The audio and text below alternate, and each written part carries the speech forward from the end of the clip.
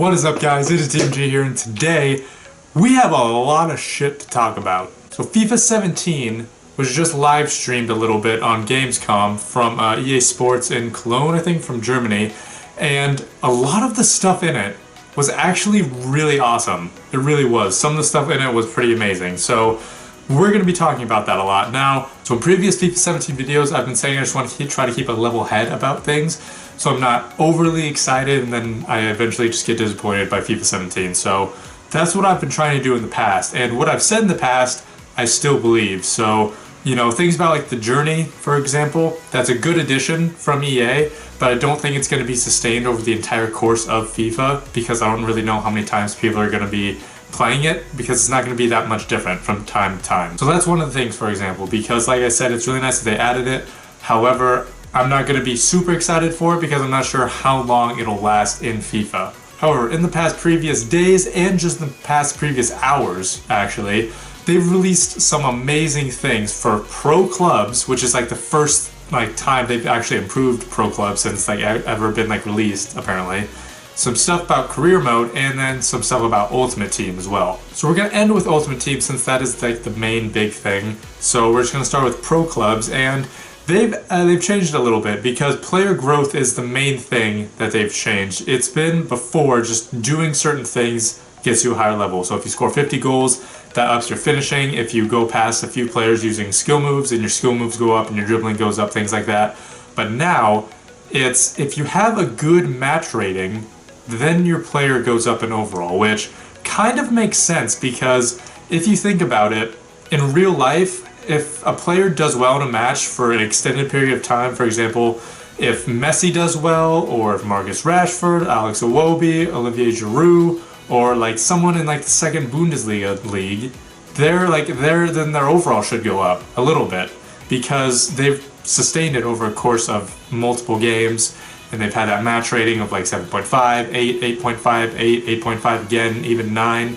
So the fact that that's happening actually makes sense. So that's actually that makes sense that that's happening. Plus, and honestly, like they say, it focuses on teamwork and cooperation. So no more those like players just going to be shooting long shots constantly so you can get upgraded. It's more just getting that good match ratings, then you get upgraded. They also have traits, which is something that's actually pretty cool and something that I'm actually kind of looking forward to using.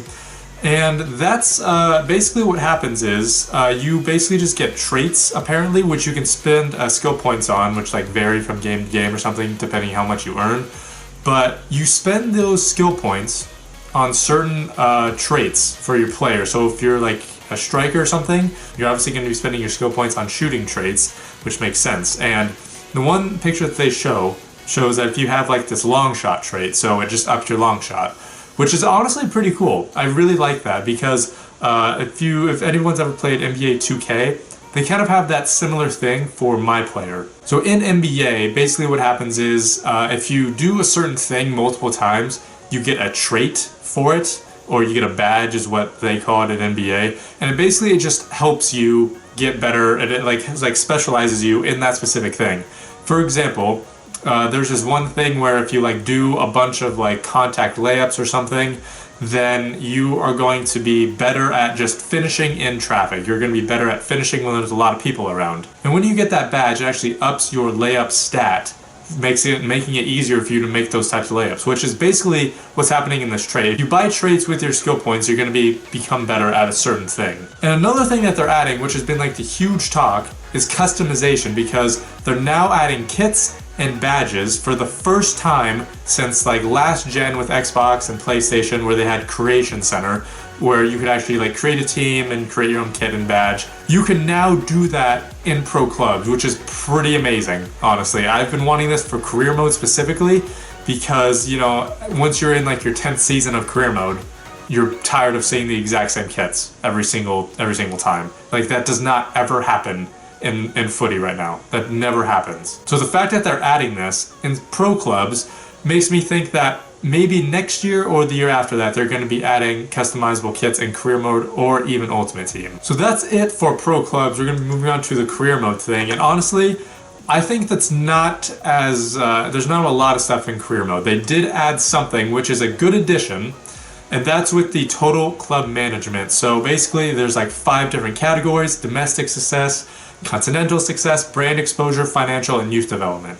Now the first 2 are things that we basically have been in like career mode for like the longest time. Like before the season starts, you have expectations. For example, you're expected to win the league, or you're expected to make the semifinals of like the Champions League, things like that. So that's not really that different. What is different is the fact that they added brand exposure, financial things, and youth development, and the fact that there's a certain level of importance to these things. So for example, the picture you can see is Real Madrid, and for domestic, continental, and brand exposure, it is critical. So it's extremely important that you get those things done. So I'm assuming that for domestic success, like you like have to win the league, and for continental success, you like have to win the Champions League, something like that. And with that, there's also short-term and long-term objectives. So for domestic success, for short-term, it's maybe get like second, like top 2, top 3 in that respective league, and then within the next 3 or 4 years for long term, you have to win that league. And then for continental success for long term, and maybe like win the Champions League within 2 or 3 years, something like that. So the fact that they're adding short term and long term and different types of objectives is really nice for career mode, because unlike the journey, it actually gives a little bit of longevity to career mode, because this is something you actually have to do season in, season out for the entire length of FIFA. So it makes sense that that is coming in, and I'm glad it's coming in as well. They also have a financial system, which personally I don't really see why this is such a huge thing, honestly, because I guess it's really nice that it's added, because you get to see like your profit and your earnings, and then your expenses, like your you can also see like your scout wages, your youth facilities, and see how much like revenue you're coming in, things like that. But you don't really get to change that. So I don't really understand what the point of that is. I mean, it's cool that they added it because we can see it, but it's not something that actually affects career mode, really. At least personally, because like the objectives, like the continental, domestic, brand exposure, that stuff, that affects whether you get fired or not. Because if you obviously don't do those things, you're gonna get fired. Simple as that. But this, I don't really see what the big deal is, because you don't really have control over it. And then finally, another thing coming into career mode is managers. You actually have abilities to actually change your manager, like the face of it. You have total customization of your manager, at least fairly total customization of your manager, because there is a select area of manager faces. There's only a select number, and if you don't really like any of those faces, you're kind of screwed, because you will have to choose one of them. Now, Foothead did like a review of career mode, and I will leave that in the description down below for you guys to check out, because it goes really in depth, and I don't think I have gone as much in depth as they have, mainly because I have a lot more things to talk about. So I'll leave that in the description. You guys should really go check it out, because it really does explain career mode a lot more. And finally, we're going to be talking about Ultimate Team, which honestly has like just been released a few things just a few hours ago. Just a few hours ago, a lot of new things have been released. So I'm at the Ultimate Team page, and first, before I even go into it, there's like a lot of new things that they've added. They've added FUT Champions, they've added squad building challenges, which is amazing, especially for me, because for this channel, squad building is pretty fucking important, honestly.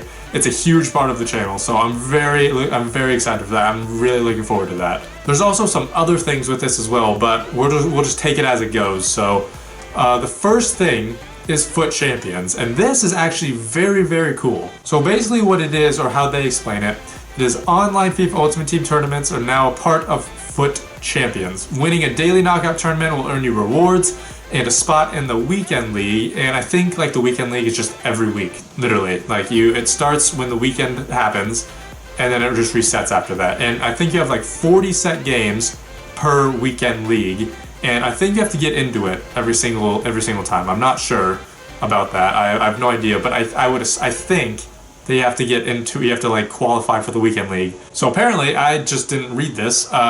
If you are already at the top of the pyramid of FUT Online season, so eventually, probably not the start of Ultimate Team, but within like a few weeks or maybe like a few months, weekly success at the highest levels will give an automatic access to coveted weekend league.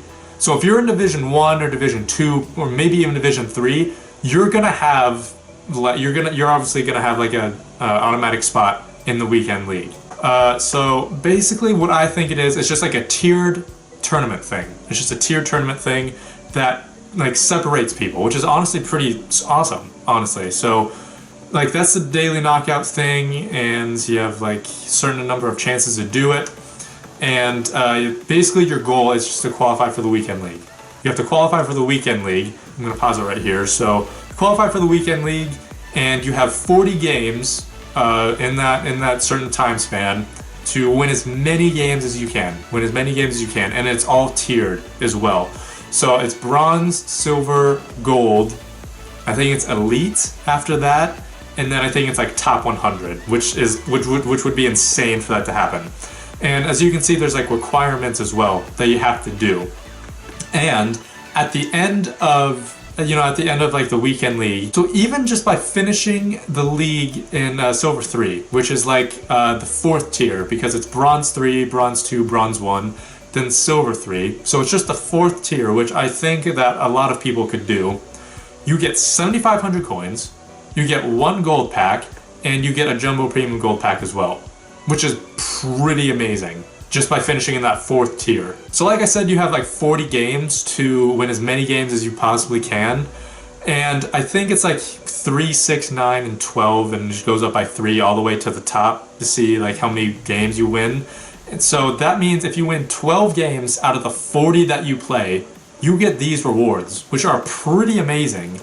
I'm gonna continue here. There's gold. Actually, I think I skipped that. There we go.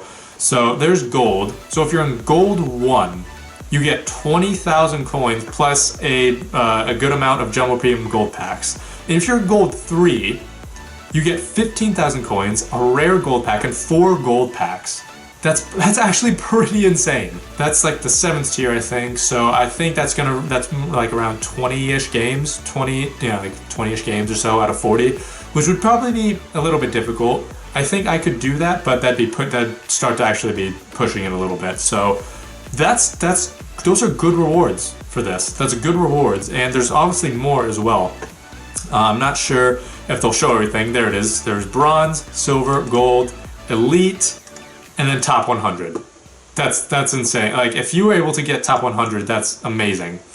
And look at you get the biggest rewards in foot. So the higher that you finish, obviously the better prizes that you get. This card itself, like I would just want just because of the design personally, because it's pretty fucking sweet. But then you get 100k and 5 rare player packs. That's mental. That's got to be for like finishing maybe in the elite. So here's the video for the squad building challenges, and this is what I'm really excited for because squad building is just really fun for me, and you get rewards for it too. And real quick. Basically what I've noticed with the squad building challenges, it's kind of similar to Scrapbook for Madden. What's really amazing is that this is basically just kind of like a scrapbook, basically, because you have to collect certain players, you have to put them in in a team. So basically what there is there's different tiers of, there's different levels, like different difficulties of squad builder challenges, and then there's different groups in that difficulty. And then there's different challenges in that group.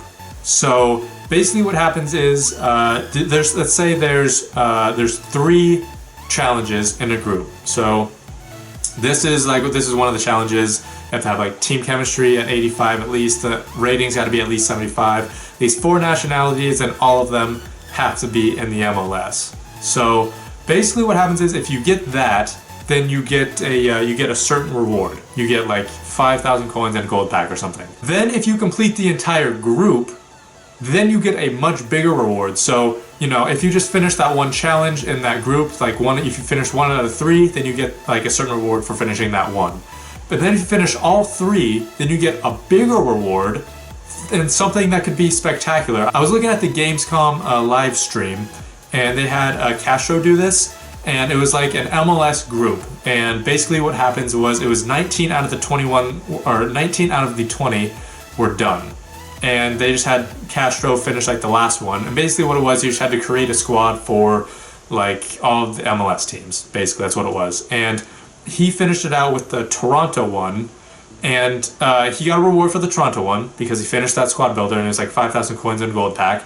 But because he finished that entire group, he got an hopefully untradeable, I'm not sure, but he got a special upgraded Giovinco card. Again, and this adds value to just random bronzes, because what happens is when you put these players in a squad, they're gone after that. Like once you submit it, then they're gone. So you want like your lowest rated players in here, like the lowest ones you want possible. So that's why you want Ramondo and not Tim Howard, because Ramondo's not that great, and like obviously you wouldn't want to just get rid of Tim Howard or something like that. So you want like these types of players, like the lower rated ones and the ones that give you like the absolute bare minimum, so you can complete it, and then you're not losing like that great of players. So what happens is that adds value to those really crappy players. Like people like discard bronzes and golds, like they discard like their like gold packs. So the fact that it's adding value to those really crappy players that no one wants really makes it amazing, because also if you buy them, then they're going to be a little bit more expensive as well. Players are going to be a lot more expensive. So that's pretty much it. There's also new legends, things like that. Hopefully Thierry Henry is in this. That's the only one I really want, more than anything. I just want a Thierry Henry. That's pretty much it for all like the new things of FIFA. And you know, like I said before, I was trying to keep a level head about this. I was just trying to like not get too excited for it, so I'm not disappointed. But Jesus Christ, it's hard not to get excited after seeing all these things. For real. I'm actually really excited for this now, like more than any other past FIFA. And if you guys want to like talk about this in the comments, I will definitely respond to you guys and try like to keep a conversation going, because I want to know what you guys think about this as well, because this is possibly going to be one of the best FIFAs if the gameplay is good. Now I watched the gameplay from the live stream, and it looked good. The two things I was really looking at were the touches and the passing, and both looked to be good, because first of all, you can actually pass to someone 5 yards away from you, which was spectacular. And that player also controlled it. There were a few times where I saw like an RBA pass, like a driven pass, and I think like 9 times out of 10, they controlled it really well, which is something I've been wanting just for so long, because this FIFA has been trash with that. It's been so trash. But of course we'll have to wait and see. It is just a beta. They will change some things before the release, obviously. But anyway guys, that is going to be it for me. And I have to say real quick that I'm going back to school pretty soon, so videos might not be coming out as often. I'm going to try to upload 3 times a week instead of 4. Hopefully you guys are okay with that. It is just for like school and things like that. I probably won't be able to put as many videos out, but the quality should not be dwindling at all. And if it is, let me know, because I will definitely try to be making it better. But like I said, that is going to be it for me. Thank you guys so much for watching. This has been Omfg. Peace. Oh my god, no. I don't care. The long shots are broken. Long shots are so broken.